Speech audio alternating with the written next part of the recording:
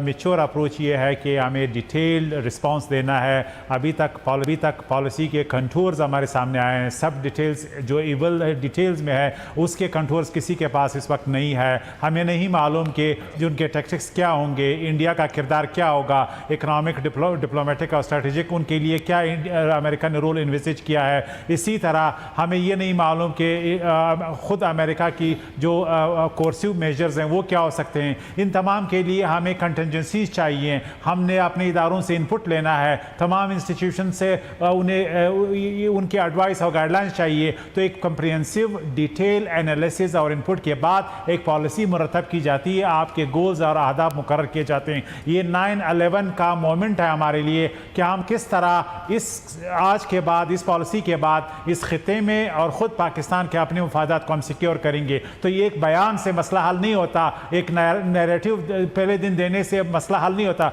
Real policy choices हमने set करने हैं और इसके लिए हमें हर लेवल पे ये कंसल्टेशन है, चाहे वो अस्करी इदारों के साथ हमारी, चाहे वो हमारे रीजन अलाइज के साथ है। ये कंसल्टेशन एक प्रोसेस है और प्रोसेस एक दिन में 2 दिन में आप मुकम्मल नहीं कर सकते। लिहाजा अगर जो लोग तनकीद कर रहे हैं उन्हें फॉरेन पॉलिसी के अबजद नहीं मालूम कि आप यूं नी जर्क रिएक्शन नहीं दे सकते।